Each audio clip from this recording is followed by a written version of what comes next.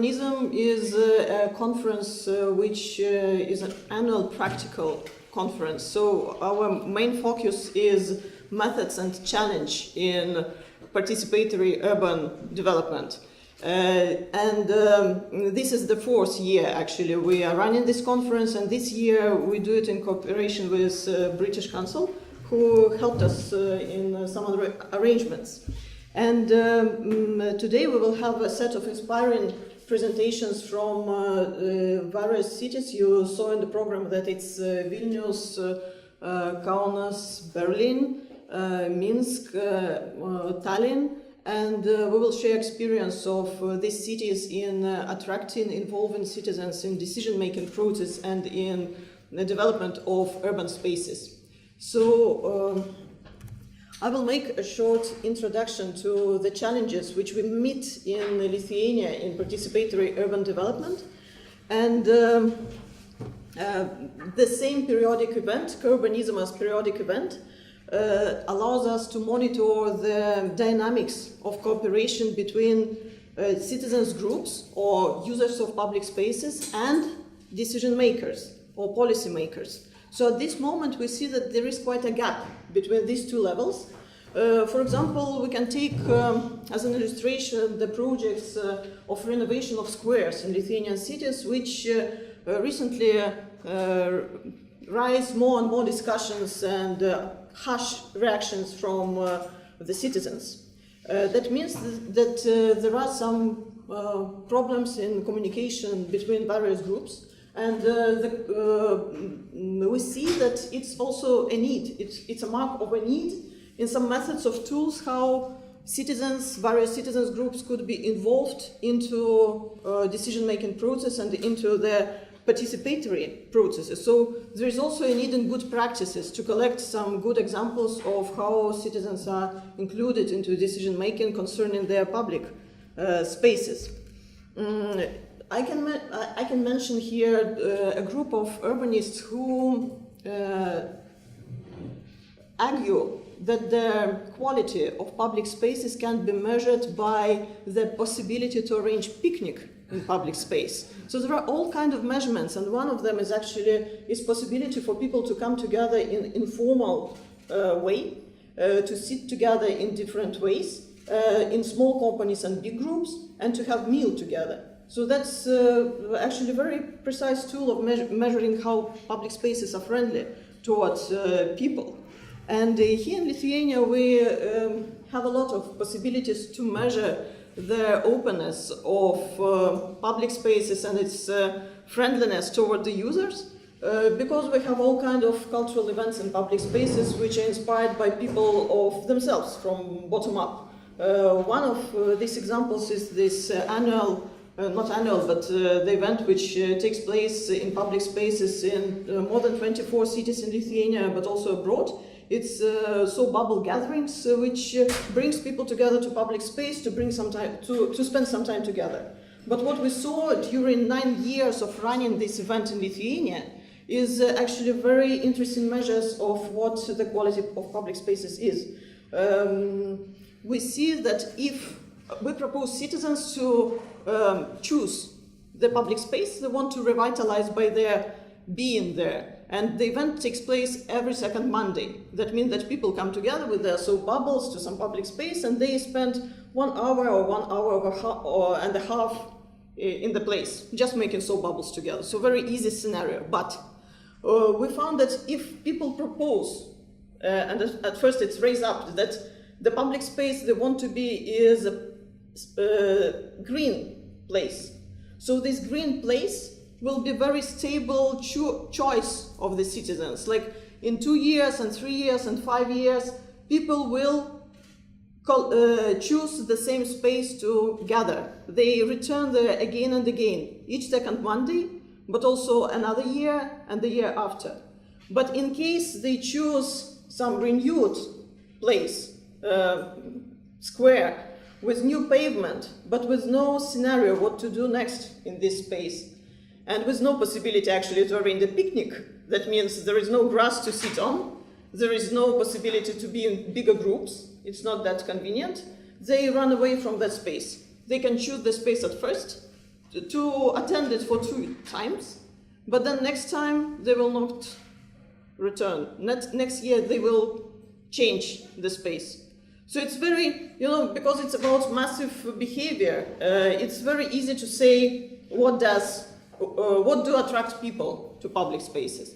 And my thesis is that users always know better what they need in urban spaces. And users are experts of public spaces. Last year I showed the examples of how workshops can be arranged, architectural workshops can be arranged in public spaces, and the example was Vilnius Lukiškių Square, where it was proposed to all kind of users to make their own models of the public space. And what is interesting that it's actually even kids who has some knowledge about public spaces, and they dare and want to share this knowledge. Another example, which is very recent, is coming from my practice from work was with the Wooden Šnipiškės district. And here I had a very interesting insight when I started asking kids about what do they need in the public space, which is currently being designed together with municipality. Community and municipality come together to design public space in Šnipiškės, and it's actually one of rare times when community claim the public space and they have a possibility to arrange it, to design it. And what was interesting for me that it appeared that kids, they're thinking about other age groups and other groups of users in public spaces. For example, here in the interviews with 3 the most well-known hooligans of Šnipiškės. These guys actually, when they have nothing to do, they collect stones in the district, they go to the road and they throw stones into the cars, So it's really like harsh persons. But what they told me when I asked, what do you need in public space? They told me that we need more sport equipment for adult people, because if they do not have what to do, they become aggressive. So please bring it there to public space. And in the public space, actually, they present at all the time, these kids. So they observe other users of the place. Also, what was interesting for me, they asked for football field, but they told me, but please make it in a way so that our sisters could play there.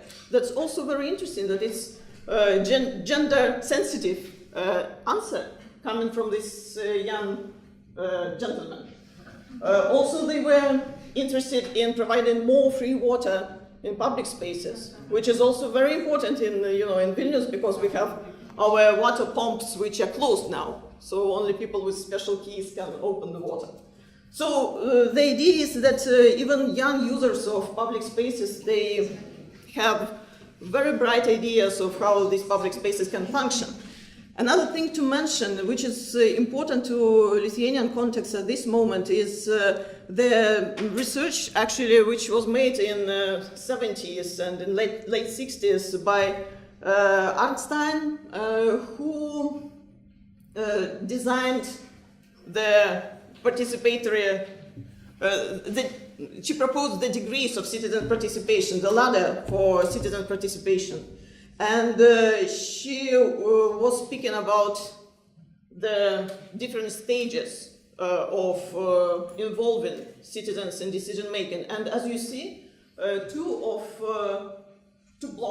first blocks, tokenism is actually a symbolic gesture, so more like imitation of the involvement of citizens. So the first stage is non-participation, then tokenism, and only then it's citizens' control. So also maybe I should comment on placation. Placation, it's actually, as an example, the author provides the formats when citizens are involved in some commissions, decision-making commissions. Like one active citizen is involved in municipal commission to decide upon some things, but it's mostly symbolic gesture because it's only one citizen and he or she can't make influence upon the decision-making process. What is interesting that these forms are proposed and come together with some methods of how to involve people. For example, to create commission and to involve some people into decision making. So we can see from this Ladder, what is the place our cities are at this moment? For example, in Vilnius, we already have some elements of placation, but we still are on this level 5. At the same time, we also said that it's usually a combination of these stages. It's not only like an evolution of participation, but it also can be combined. What is interesting is that it's forms which are proposed by municipalities or other institutions, not by citizens. So the important thing is actually to provide a ground for citizens themselves to show and to share the methods which they developed. And one of the forms to do it, it's actually the mapping of local knowledge, which already was initiated in Athens 2 years ago. A mayor of Athens, she initiated the map of local initiatives. And while in Vilnius at the same time, together with Belarusian partners, we also started designing analogous map, where actually you can find many of people sitting here and their practices and their methods. And this map allows to do several things. One of them is to share the methods and tools which were developed by people working with the communities. So it's a list of tools which were used and successfully used. The other thing is a list of challenges, because if the activists of communities start working with some problems, it's actually problems, it's challenges for the cities and for the community. So it's a list which can provide some insights of what kind of things evoke the reaction from the communities and from the activists. Another thing which could be implemented, it's actually local think tanks. We usually are very fast in implementing some programs, big national programs, but it's very useful to reserve time for people on the local level to figure out what they need in their communities and in city. So reserving the time and also prototyping. So this kind of approach is very popular in Poland actually, because recently they came up with the idea 2 years ago of developing the neighborhood program for neighborhood. But before that, they reserved 2 years for small groups to experiment with small neighborhoods in Polish towns.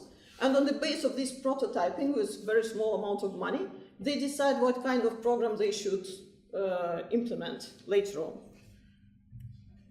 And one more thing which usually is forgotten, it's important to explain, consult, and provide some knowledge for people we want to involve into the processes.